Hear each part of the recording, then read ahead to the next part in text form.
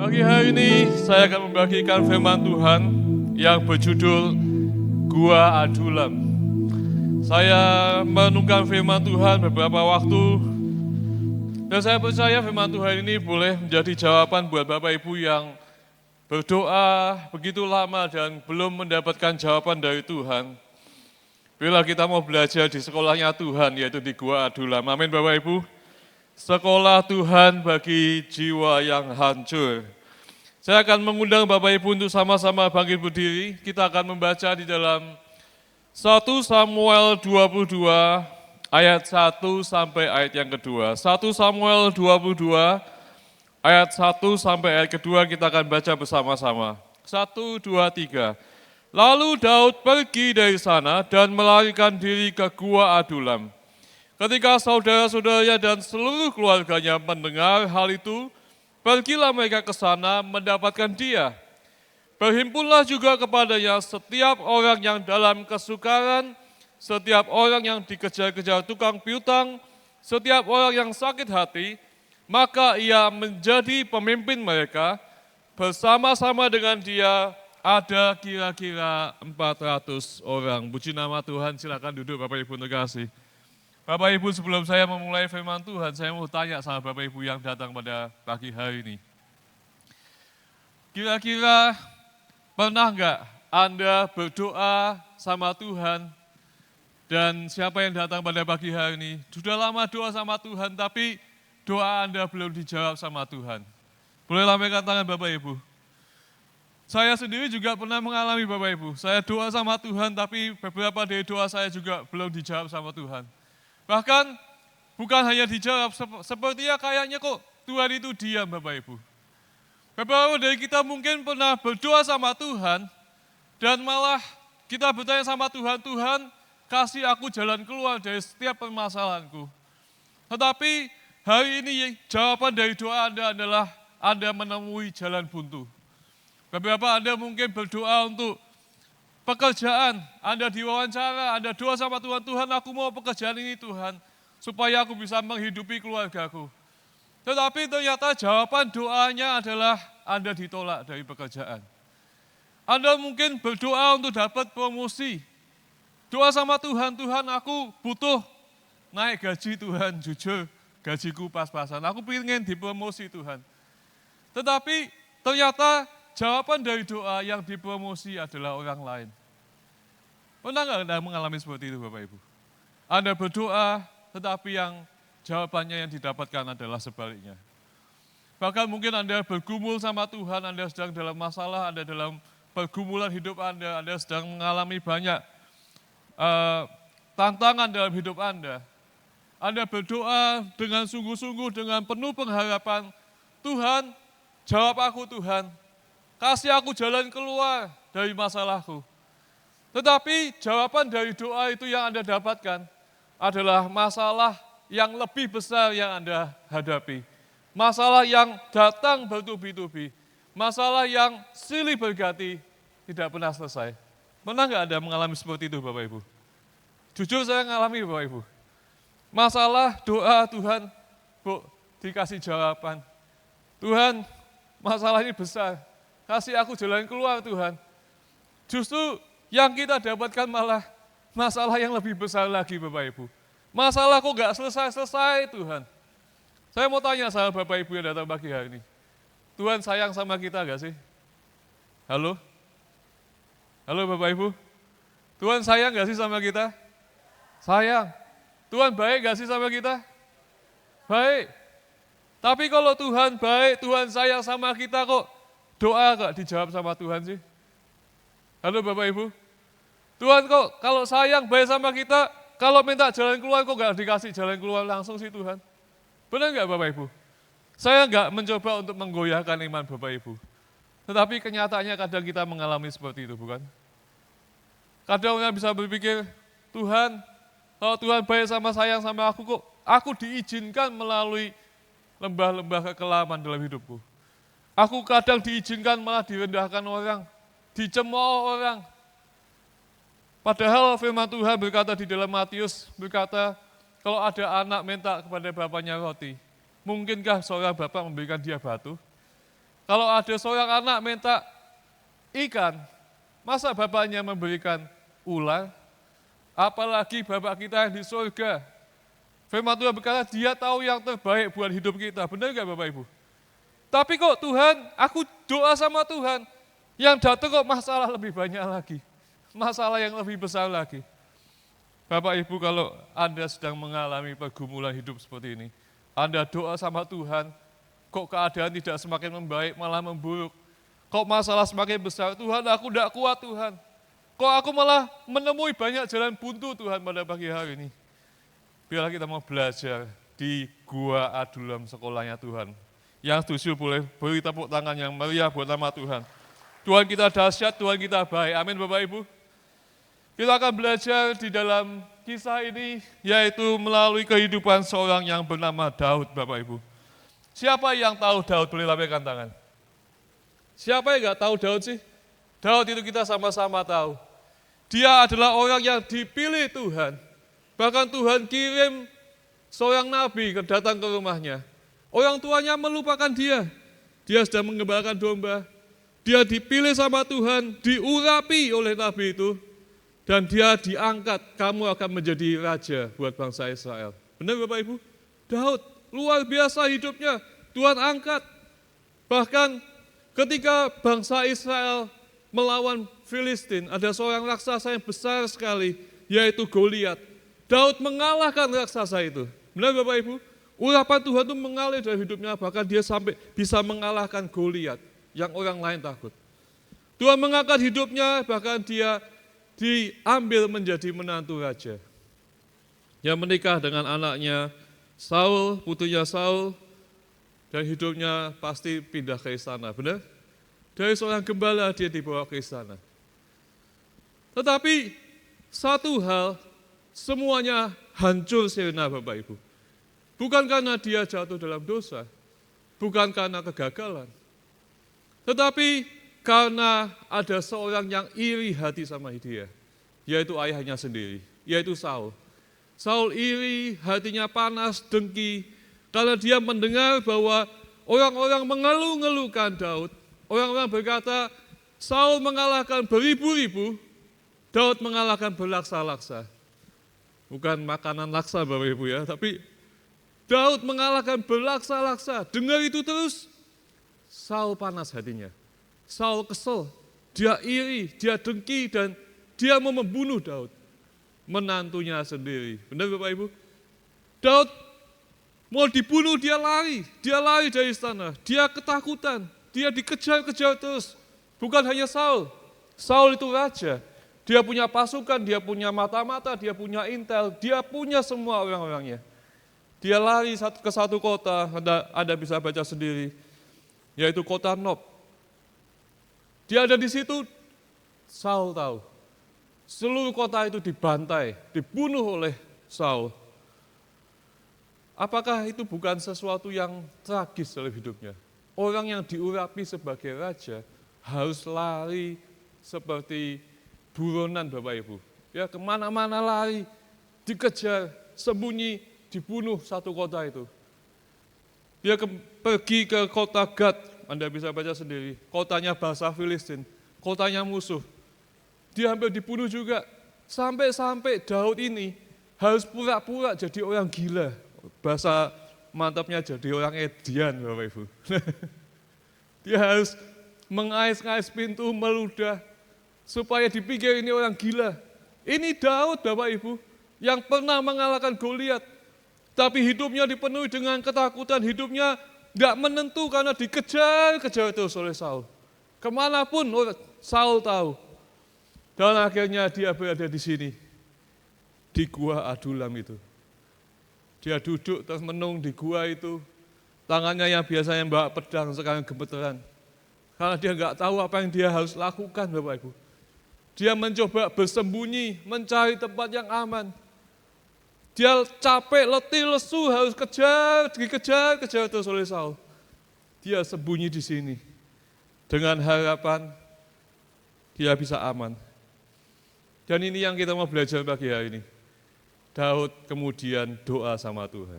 Dia telepon sama Tuhan. Yuk kita baca apa sih isi teleponnya. Mazmur 57 ayat 1 sampai 3. Mazmur 57 ayat 1 sampai 3. Saya akan bacakan ayat yang ganjil dan Bapak Ibu bisa baca ayat yang genap. Oke Bapak Ibu? Mazmur 57 ayat 1 sampai 3. Untuk pemimpin biduan menurut lagu jangan memusnahkan. Miktam dari Daud ketika ia lari dari Saul ke dalam mana? Ke dalam gua, ini waktu dia sembunyi. Kasihanilah aku ya Allah, kasihanilah aku, sebab kepadamulah jiwaku berlindung dalam naungan sayapmu. Aku akan berlindung sampai berlalu penghancuran itu. Ayat 2 silakan.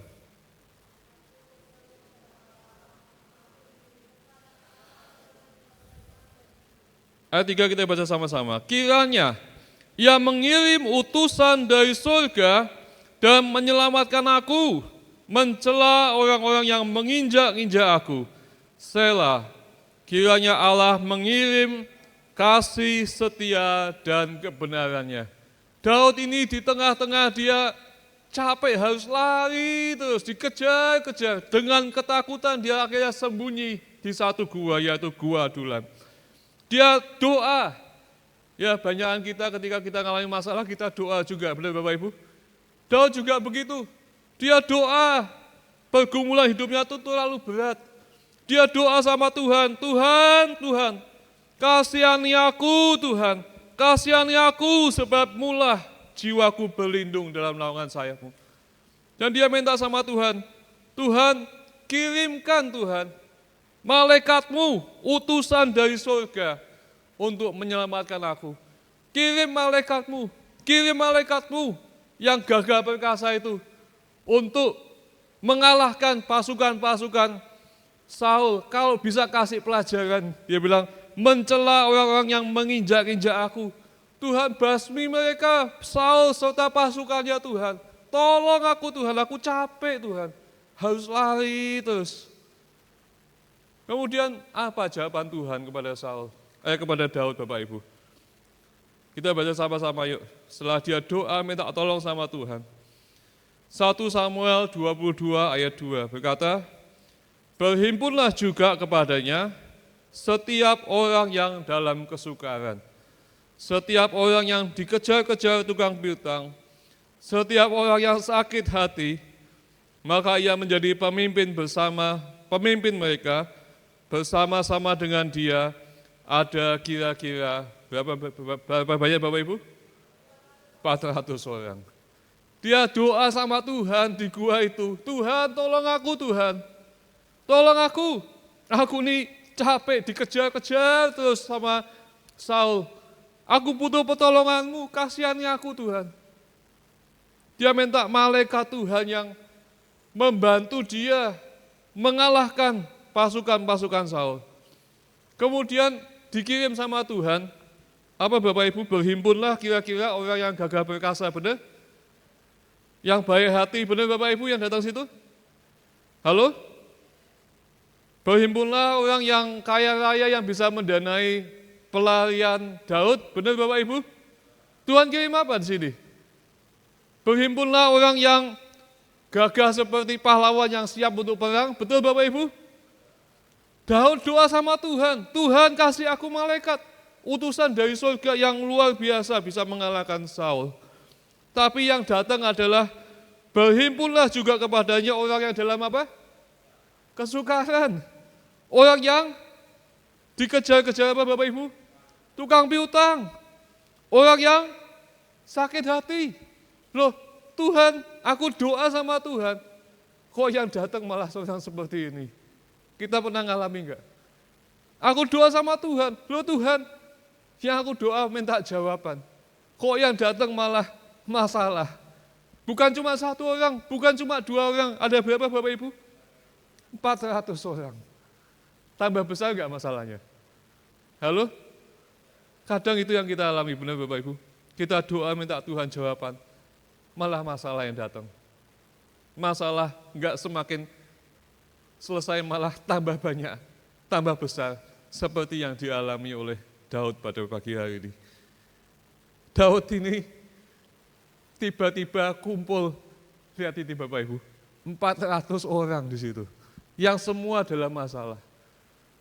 Padahal Daud sendiri sedang dalam masalah, benar? Daud ini sedang masalah, dia hidupnya tidak menentu, dikejar-kejar. Dia sedang dalam masalah, datanglah 400 orang yang dalam masalah juga. Dia ini hidupnya sedang dikejar-kejar oleh Saul. Duduk aja nggak tenang, siapa tahu nanti ada orang yang lihat dikejar lagi. Malah datang orang-orang yang juga dikejar-kejar oleh tukang piutang. Halo Bapak Ibu. Daud ini, dia berusaha untuk menjaga hatinya. Supaya dia tidak kepahitan, tidak sakit hati sama mertuanya. Kurang apa dia, salah apa dia? Mertuanya iri hati, dengki, dia mau dibunuh. Dia harus lari kemanapun dikejar. Kok malah didatengin orang-orang yang apa Bapak Ibu? Sakit hati. Saya nggak habis pikir cara kerja Tuhan membentuk kita, amin Bapak Ibu. Tetapi inilah yang kita mau belajar. Daud, hidupnya yang kita mau belajar. Daud dikatakan, maka ia menjadi apa? Halo? Pemimpin mereka. Bersama-sama dengan dia ada kira-kira 400 orang. Daud tidak dikatakan menjadi salah satu seperti mereka, tidak menjadi di antara mereka, tetapi Daud menjadi apa Bapak Ibu? Pemimpin mereka. Biasanya besi menajamkan besi, benar? Orang yang suka gosip ketemunya, tukang gosip, senang nggak Bapak Ibu? Oh senang, tambah. Orang yang kepahitan ketemu orang yang kepahitan, senang Bapak Ibu. Nanti banyak gosip yang keluar, ya benar Bapak Ibu? Banyak kepahitan-kepahitannya, wah ngobrol sana sini. Klop Bapak Ibu. Orang yang dalam masalah, kumpulnya sama orang yang dalam masalah. Tetapi Daud ini berbeda. Dia menjadi pemimpin mereka. Artinya, kamu ada masalah, ayo kita cari solusinya. Aku akan menanggung masalahmu, akan cari jalan keluar buat kamu. Sehingga kamu boleh keluar dari permasalahanmu. Itu adalah Daud. Amin Bapak Ibu. Halo? Amin Bapak Ibu. Saya percaya Roh Kudus yang ditaruh dalam hidup kita. Beberapa minggu yang lalu, Tuhan memenuhkan kita dengan Roh Kudus-Nya. Amin. Tuhan mengurapi hidupnya. Itu bukan buat diri kita sendiri Bapak Ibu. Masalah boleh datang silih berganti dalam hidup kita. Tetapi bagaimana kita diurapi Tuhan bukan untuk diri kita sendiri. Meskipun kita sedang kekurangan, meskipun kita sedang dalam masalah, tapi kita boleh pakai itu memberkati orang. Yang setuju katakan amin. Beri tepuk tangan buat nama Tuhan. Terkadang kita doa sama Tuhan, dan jawaban doa itu kadang nggak instan Bapak Ibu. Amin. Kadang jawaban doa itu tidak instan dalam hidup kita. Kadang kita tuh diproses dulu, dibentuk dulu, dikasih masalah dulu, sebelum kita mendapatkan kemuliaan yang Tuhan mau beri dalam hidup kita. Tetapi diproses dan dibentuk itu kadang tidak enak Bapak Ibu. Kadang orang berkata, Tuhan loh aku doa sama Tuhan kenapa nggak langsung dijawab? Kalau aku lapar kasih aku makan, benar nggak kalau kita berpikir begitu kan? Kalau aku miskin diperkaya Tuhan. Tetapi dalam hal Daud ini, dia butuh doa, dia butuh jawaban doa. Dia sedang bermasalah, dikasih orang-orang yang lebih bermasalah dari dia. Kasarnya gini, Tuhan aku butuh uang, malah dikasih orang yang lebih miskin dari dia. Benar Bapak Ibu? Orang yang dikejar-kejar oleh utang piutang.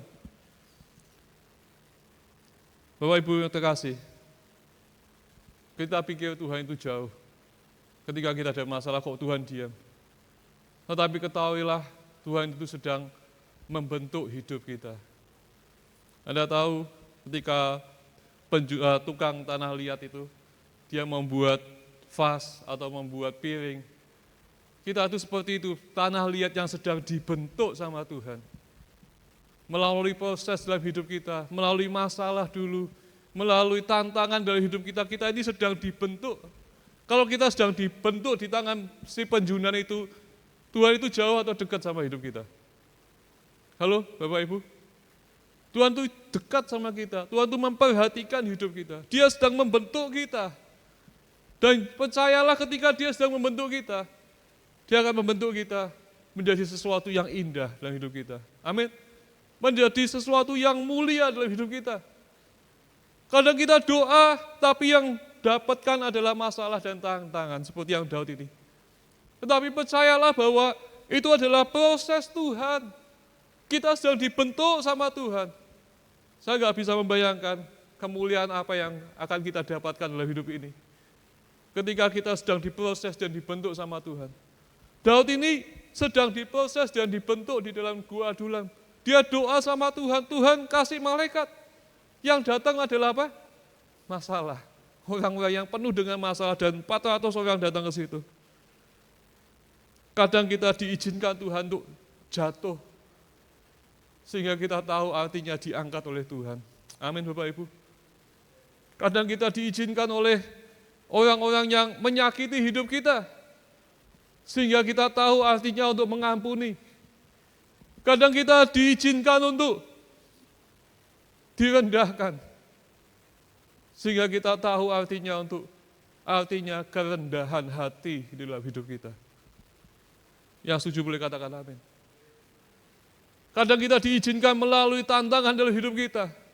Tapi kita harus bersyukur kalau Tuhan itu masih mau mendidik hidup kita. Membentuk hidup kita, memproses hidup kita. Bapak Ibu yang terkasih, kita tidak menunggu dulu Tuhan berkati aku, baru aku memberkati orang lain. Kita boleh belajar untuk memberkati orang lain di tengah-tengah kekurangan kita. Seperti Daud, dia pergi di dalam gua itu. Dia sebetulnya butuh gak sih orang mendengarkan keluh kesah dia? Halo Bapak Ibu? Butuh. Dia punya banyak masalah juga, dia punya banyak pergumulan. Tapi dia datangin satu-satu. Si A mungkin penuh dengan masalah, dia dengerin, oh masalahmu ini harusnya ada jalan keluar seperti ini. Si B dikejar-kejar tukang piutang, oh kamu harusnya coba kamu punya saudara kenalan yang bisa membantu kamu. Dia cariin solusinya. Si C yang sedang kepahitan, dia dengerin apa sih yang menjadi kekecewaan, keluh kesahmu dalam hidupmu. Dia dengerin satu-satu. Dan dia boleh menjadi berkat. Siapa yang ingin jadi berkat boleh lambaikan tangan pada pagi hari ini. Melalui masalah, kita sedang dibentuk oleh Tuhan. Dan kita bisa tahu, meskipun kita bisa memberkati orang dalam kekurangan kita, ternyata kita itu tidak selemah itu Tuhan. Kalau kita mau jadi saluran berkat Tuhan, siapa di sini yang mau jadi saluran berkatnya Tuhan? Saya percaya Tuhan akan memberkati hidup kita. Beri tepuk tangan yang meriah buat nama Tuhan. Daud didatengin oleh orang yang bermasalah. Orang-orang yang dikejar tukang piutang. Orang yang dikejar tukang piutang ini adalah orang-orang yang belum bisa membuktikan dirinya. Orang-orang yang gagal masa lalunya. Orang-orang yang enggak tentu masa depannya. Ya, itu yang ada. Orang yang bermasalah dikatakan dalam bahasa aslinya orang yang stres. Doa minta sama Tuhan, malah di sekeliling kita muncul orang-orang yang stres. Orang yang depresi, orang-orang yang sedang dalam masalah. Orang-orang yang enggak tentu masa depannya, yang pernah gagal hidupnya. Mungkin Tuhan izinkan orang-orang itu ada di sekitarmu Bapak Ibu. Orang-orang yang kepahitan. Orang yang kepahitan ini kecewa, mungkin kecewa sama orang, kecewa sama suami, kecewa sama istri, kecewa sama gereja, kecewa sama pelayanan. Karena kata-kata orang yang menyakitkan, perbuatan orang, sikap, bahkan orang yang kecewa ini, dia memutuskan lebih baik aku pindah gereja aja. Cari sesuatu yang baru, daripada aku harus kecewa terus. Terkadang kita diizinkan bertemu dengan orang-orang seperti ini, padahal kita sendiri juga dalam masalah. Setuju nggak Bapak Ibu? Tinggal sikap kita, bagaimana kita menyikapinya. Daud ini, dia nggak diam. Dia datangin, dia mau jadi salurannya berkat Tuhan. Urapannya mengalir dalam hidupmu bukan buat dirimu sendiri Bapak Ibu. Jadilah berkat buat orang lain. Yang setuju beri tepuk tangan buat nama Tuhan. Anda bisa baca sendiri di dalam Mazmur 57, Mazmur 142, Anda bisa baca di rumah. Itu adalah doa Daud kepada Tuhan ketika dia di dalam gua Adulam. Mazmur 57 dan Mazmur 142. Tidak saya temui ketika dia doa belum dijawab sama Tuhan. Ketika dia doa dan yang datang malah masalah yang besar. Tidak ditemui Daud mengeluh sama Tuhan. Ngomel sama Tuhan. Banyak orang ngeluh dan ngomel kalau kita tidak mendapatkan jawaban dari yang kita inginkan. Benar nggak Bapak Ibu? Tapi Daud tidak sedikit pun mengeluh. Daud tidak sedikit pun ngomel sama Tuhan. Dan saya percaya pagi hari ini, izinkan saya berdoa buat Bapak Ibu. Jadilah berkat di tengah-tengah kekuranganmu. Jadilah berkat di tengah-tengah kesukaran hidupmu. Disitulah Tuhan akan membentuk Anda, mentransformasi Anda, dan memulihkan kehidupanmu. Amin Bapak Ibu. Orang yang pernah disakiti, dia bisa membagikan pengalamannya kepada orang yang mungkin hari-hari ini sedang mempunyai masalah, mempunyai pengalaman yang sama. Anda bisa bagikan pelajaran kehidupanmu. Dan itulah Daud. Sehingga pada pagi hari ini saya mengundang pemusik untuk maju ke depan. Kalau Anda sedang doa dan belum dijawab Tuhan, dan Anda sedang mengalami masalah yang semakin besar, ketahuilah bahwa Anda sedang dimasukkan di dalam sekolahnya Tuhan. Amin. Sekolah di dalam gua apa Bapak Ibu? Adulam. Puji nama Tuhan. Saya mengundang pemusik maju ke depan. Saya sempat iseng dan berpikir begini Bapak Ibu. Apa sih yang terjadi kalau Daud di dalam gua itu, ketika dia doa sama Tuhan, dia sendiri dalam masalah bukan Bapak Ibu? Masalah. Dikejar-kejar oleh Saul. Kalau mau bicara kepahitan, bisa dia. Apa yang terjadi kalau Daud ini berpikir gini, ngapain ngurusin orang? Aku sendiri juga dalam masalah. Yang datang 400 orang, benar Bapak Ibu? Banyak sekali. Ngapain aku ngurusin orang? Kita bisa bilang gini, sorry ya aku sibuk. Aku sendiri juga hidupku hancur. Aku sendiri juga dalam masalah. Seharusnya orang dong yang mikirin hidupku, yang bantuin aku, yang nolongin aku, yang menguatkan aku. Logis nggak cara berpikir itu Bapak Ibu? Benar nggak? Dia paling enggak, udahlah cuek, aku sendiri juga mau duduk merenungkan hidupku aja di sini. Tapi kalau Daud selamanya cuma di gua itu dan merenungi hidupnya, tidak mau peduliin orang-orang yang penuh dengan masalah tadi, selamanya hidupnya akan jadi seorang pengecut. Benar?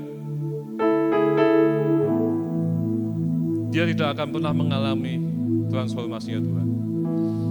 Saya ingin bagikan begini, apa yang terjadi ketika Daud keluar dari gua Adulam itu? Salah satu contohnya hidupnya, karakternya diubahkan, cara pandangnya diubahkan. Dan saya percaya itulah yang terjadi dalam hidup kita. Yesus juga katakan, melalui masalah, melalui doa yang belum dijawab, dan kita percaya kalau kita mau diproses sama Tuhan, hidup kita ini akan menjadi lebih baik lagi. Ketika satu kali dia dikejar-kejar oleh Saul di kota namanya En-Gedi Bapak Ibu. 1 Samuel 24 ayat 4. Saul ini sedang mau buang hajat, ceritanya begitu. Di satu gua, delalah ke sone Allah Bapak Ibu. Daud ini ada di dalam gua itu bersama dengan pasukannya. Tentaranya bilang begini, ayat 24, telah tiba hari yang dikatakan Tuhan kepadamu, sesungguhnya aku menyerahkan musuhmu ke dalam tanganmu, maka perbuatlah kepadanya apa yang kau pandang baik. Ini kesempatan emas ini, benar gak? Ini loh Saul yang ngejar-ngejar kamu, yang buat hidupmu merana, ngenes Bapak Ibu ya, bahasa bunuhlah dia ini kesempatan tidak bisa terulang lagi. Bunuh aja nih Saul. Lagi buang hajat, tidak akan tahu. Tusuk aja pasti mati. Benar Bapak Ibu? Pasukannya bilang gitu, ini loh. Tetapi apa? Jawab Daud.